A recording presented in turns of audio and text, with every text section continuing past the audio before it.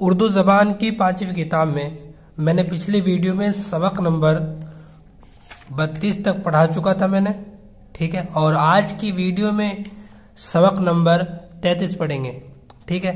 تو چلیے شروع کرتے ہیں، اور ویڈیو کو شروع کرنے سے پہلے اگر آپ چینل پر نئے ہیں تو چینل کو ضرور سبسکرائب کر لیں اور دوستوں میں شیئر کر دیں، اور جو بھی کمی ہو ہماری وہ آپ کمنٹ کر کے بتا سکتے ہیں، یا پھر اچھائی وہ کمنٹ کر کے بتا سکتے ہیں، انشاءاللہ میں بتانے کی کوشش کروں گا، ٹھیک ہے۔ تو چلیے شروع کرتے ہیں۔ بسم اللہ الرحمن الرحیم۔ بکری کا بھوت۔ چند سال گزرے، کلکتہ میں ایک نقب زنی کا وقوع ہوا۔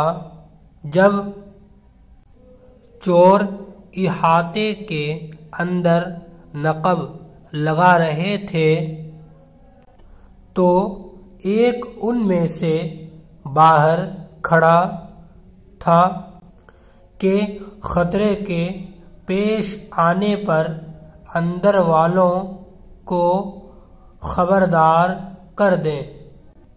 وہ بکری کی کھال پہنے ہوئے تھا اور اس حیوان کی نقل کرنے کے لیے چاروں ہاتھ پیر سے چلتا تھا۔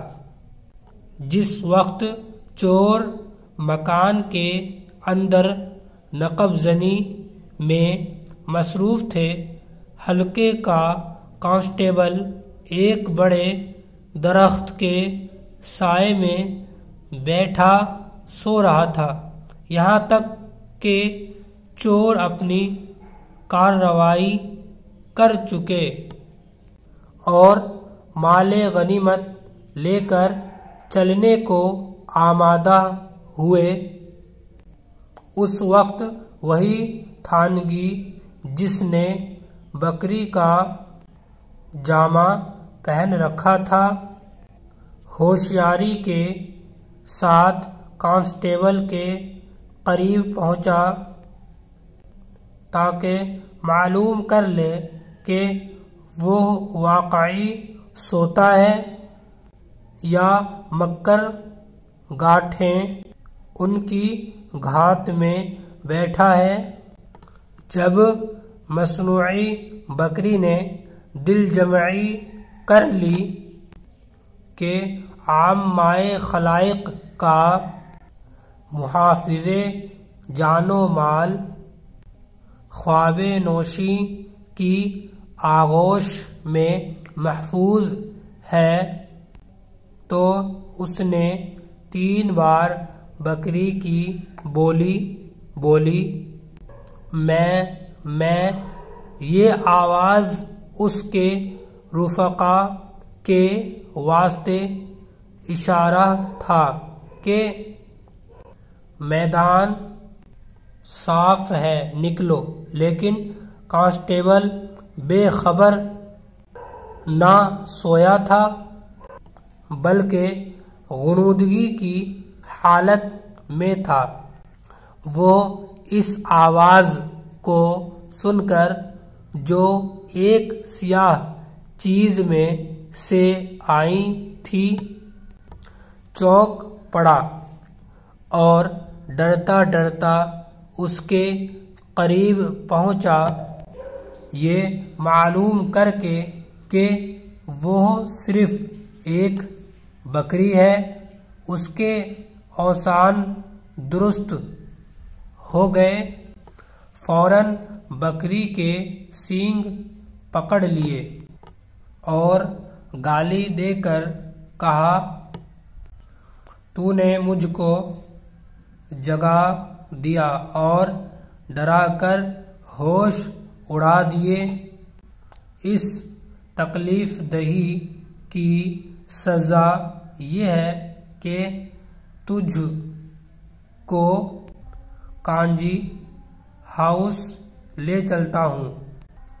چنانچہ اپنی دھمکی پوری کرنے کے لیے وہ اس کو کشاں مویشی خانے کی طرف لے چلا غریب بکری نے کان تک نہ ہلایا، چپ چاپ اس کے ساتھ ہو لی۔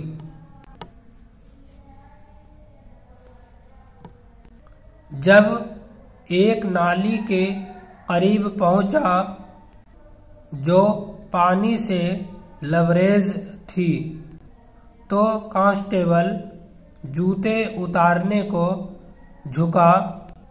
بکری نے اس موقع کو نہایت غنیمت سمجھا اور پیچھے سے ایسی ٹکر ماری جس کے صدمے سے کانسٹیبل اوندھے منہ پانی میں جا گرا۔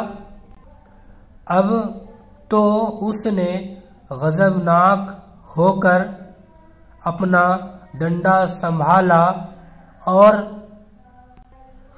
اور چاہا کہ بکری سے اس گستاخی کا انتقام لے، مگر وہاں صرف ایک کھال پائی جس میں 2 سینگ لگے ہوئے تھے۔ یہ عجیب ماجرا دیکھ کر وہ سہم گیا اور ڈنڈا اور جوتے اسی میدان میں چھوڑ سیدھا تھانے کی طرف بھاگا۔ جس وقت تھانے میں پہنچا ہے تو اس کی زبان بند تھی، بدن کانپ رہا تھا، مگر اس کی وحشت زدہ نگاہ سے ظاہر ہوتا تھا کہ کوئی واقعہ خلاف معمول پیش آیا ہے۔ کئی گھنٹے کے بعد پریشان طور پر اس نے حال بیان کیا کہ بھوت نے بشکل فعل مجھ پر حملہ کیا اور غائب ہو گیا۔ صبح کو نالی کے قریب اس کا ڈنڈا، جوتا اور بکری کی کھال ملی، جس سے اس کے بیان کی تصدیق ہوئی۔ کانسٹیبل کو مارے خوف کے ایسا شدید بخار چڑھا کہ وہ اسپتال بھیجا گیا، مگر وہ پھر پولیس کے کام پر واپس نہ آیا۔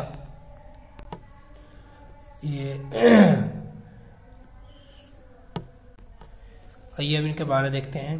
یہ بہت دلچسپ قصہ تھا، مجھے بہت اچھا لگا اور اگر آپ کو کیسا لگا آپ کمنٹ کر کے ہمیں ضرور بتائیں، ٹھیک ہے۔ چلیے ان کے معنی کو پڑھتے ہیں۔ نقب نقب کا مطلب ہوتا ہے دیوار میں بڑا سوراخ، ٹھیک ہے۔ غنیمت کا مطلب ہوتا ہے نہایت بہتر، عامہ خلاق۔ نقب کا مطلب ہوتا ہے دیوار میں بڑا سوراخ۔ غنیمت کا مطلب ہوتا ہے نہایت بہتر، عامہ خلائق یعنی کہ عام لوگ یا عام مخلوق۔ آغوش کا مطلب ہوتا ہے گود یا بغل۔ شدید کا مطلب ہوتا ہے سخت یا تیز۔ نقب زنی یعنی کہ دیوار میں بڑا سوراخ کرنا۔ مصنوعی کا مطلب ہوتا ہے بناوٹ۔ خواب نوشی یعنی کہ میٹھی نیند، یا پھر آپ یہ بھی کہہ سکتے ہیں پرلطف نیند، ٹھیک ہے۔ غنودگی کا مطلب ہوتا ہے ہلکی نیند۔ وحشت زدہ کا مطلب ہوتا ہے گھبرایا ہوا، ٹھیک ہے۔ آپ یہ سبق نمبر 33 تک پڑھ لیں گے، انشاءاللہ اگلی ویڈیو میں سبق نمبر 34 پڑھائیں گے، ٹھیک ہے۔ السلام علیکم۔